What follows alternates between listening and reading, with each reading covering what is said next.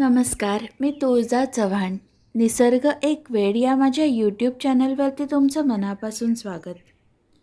आज या व्हिडिओमधून आपण माहिती घेणार आहोत ब्लॅक हेडेड स्नेक किंवा काळतोंड्या सापाविषयी. हा बिनविषारी साप भारतात दुर्मिळ असल्यामुळे याचे दर्शन सहसा कोणाला होत नाही.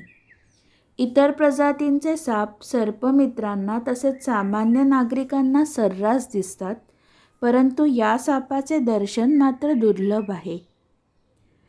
ब्लॅक हेडेड स्नेक या सापाचे तोंड काळे असल्यामुळे याला मराठीत काळतोंड्या साप असे नाव पडले आहे. याची सरासरी लांबी सुमारे 25 ते 46 सेंटीमीटरपर्यंत असते. वाळा सापापेक्षा हा थोडा मोठा साप असतो.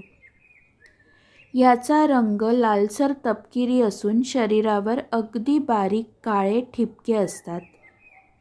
हुबेहूब या सापासारखाच दिसणारा आणि काळं तोंड असणारा, मात्र शेपटीवरतीही काळा पट्टा असलेला पोवळा नावाचा एक विषारी साप आहे.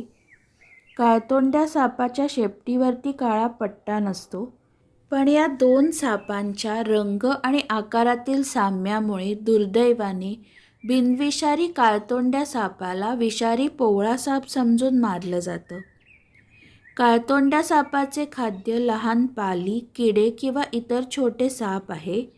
हा साप पालापाचोळ्यात राहणं पसंत करतो.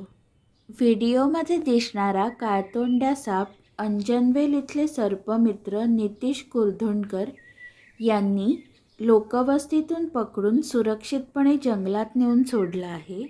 या दुर्मिळ सापाला वाचवण्यामध्ये नितीश सरांनी एक महत्त्वाची भूमिका बजावली आहे. काळतोंड्या सापाची ही माहिती तुम्हाला कशी वाटली कमेंटमध्ये नक्की सांगा. व्हिडिओ आवडल्यास लाईक आणि शेअर करा. माझ्या चॅनलवरती जर नवीन असाल तर निसर्गातील अशाच नवनवीन घटकांची माहिती घेण्यासाठी माझं चॅनल निसर्ग एक वेळ नक्की सबस्क्राईब करा. तुम्ही वेळात वेळ काढून हा व्हिडिओ बघितलात त्याबद्दल मनापासून धन्यवाद.